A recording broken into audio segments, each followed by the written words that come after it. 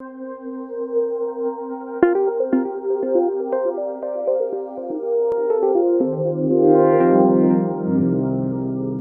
my name is Patrick Stufflebeam. I'm a partner with Hepler Broom in their Madison County office located in Edwardsville, Illinois. Hepler Broom has a long history in the state of Illinois. We can trace our roots back to 1894 when it was founded in Edwardsville, Illinois, when it was known as the Burroughs Law Firm. Since then, we've experienced significant growth. Today, we have approximately 135 attorneys serving our clients in over 30 practice areas. We have offices in Edwardsville, Springfield, Illinois, Chicago, Crystal Lake, Illinois, and St. Louis, Missouri. One of Hepler Broom's largest practice groups is the Toxic Tort Practice Group. Currently, we have approximately 60 attorneys and 50 paralegals serving hundreds of clients in toxic tort cases. Today, I concentrate my practice on the defense of toxic tort cases, which consists primarily of asbestos cases, but also benzene and mixed toxin. I'd like to thank the Illinois Manufacturers Association for this opportunity to address its members. Hepler Broom has a relationship with many of your members and has had the pleasure of representing many as well.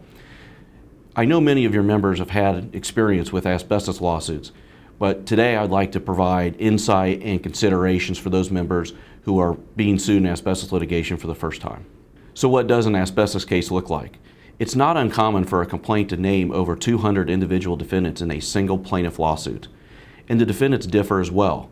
There are manufacturing defendants, but it's also common to see premises owners, employers, contractors, insurance companies, and even financial institutions named as defendants.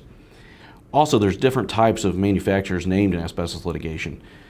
Today, it's not uncommon to see manufacturers of large industrial equipment, but it's also common to see manufacturers of home improvement items, automotive items, and even items that did not contain asbestos as a constituent ingredient, but may have had materials that were allegedly contaminated with asbestos, such as makeup. It's also important to note that the plaintiffs differ today in asbestos litigation. Traditionally, and even common today, many individuals were occupationally exposed. But today, it's also not uncommon to have people who have no occupational exposure to asbestos. Sometimes these cases are referred to as take-home cases. These might be spouses, children, even siblings and parents of someone who was allegedly occupationally exposed to asbestos. There are many counties in the state of Illinois where there's active asbestos cases pending. There are a couple jurisdictions that stand out, however. In Madison County, where I practice, it is the largest asbestos docket in the state of Illinois.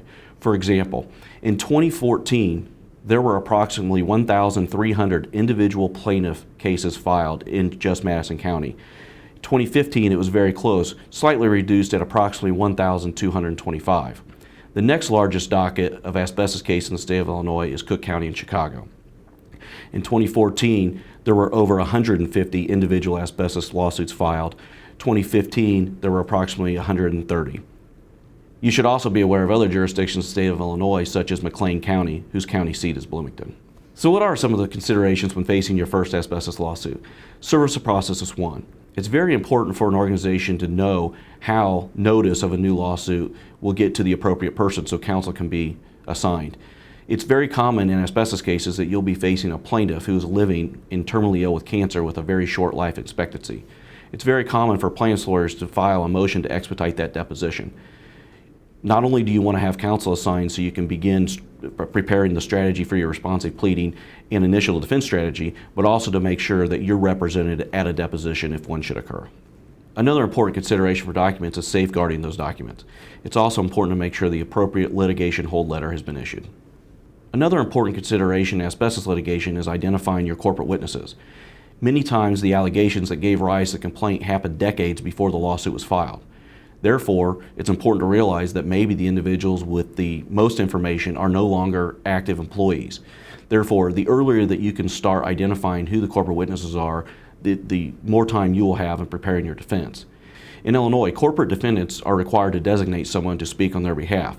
Therefore, the earlier that this person can be identified, the earlier that he or she can begin working with your trial team. As I mentioned, in asbestos litigation, the events that gave rise to the lawsuit could have happened decades before. Therefore, discovery is also another key consideration in preparing your defense. Defendants can often be served with lengthy sets of interrogatories and requests for production.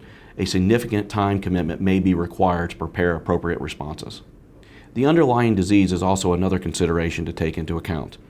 The one that gets the most press these days is probably mesothelioma.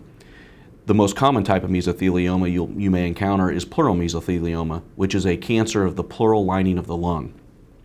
In 2016, it is anticipated that there will be 3,000 new mesothelioma diagnoses. But mesothelioma is not the only cancer you may encounter. Another one is lung cancer. And although there may be alternative causes to lung cancer other than asbestos, it is estimated that there will be over 200,000 new lung cancers diagnosed this year. Other cancers that you may encounter alleged in asbestos complaint include cancers such as esophageal cancer or gastrointestinal cancer.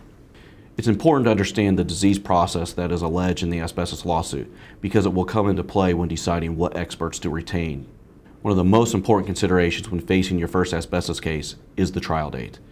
As I mentioned, you may be facing a living plaintiff who is terminally ill with cancer and a very short life expectancy. It is likely that that plaintiff will receive a trial date within 1 year, which compresses the timetable in preparing your defense. If you have not been sued in an asbestos case, I hope you do not. But if you do, I hope I have provided you some insight and considerations when facing your first case. Again, I'd like to thank the Illinois Manufacturers Association for this opportunity to address its members. Hepler Broom has a very strong and experienced toxic tort practice group. We are extremely proud of the results that we've been able to obtain for our clients. If anyone has any questions regarding any of the topics that I've discussed here today, please do not hesitate to contact me. My contact information will appear on the video. Thank you.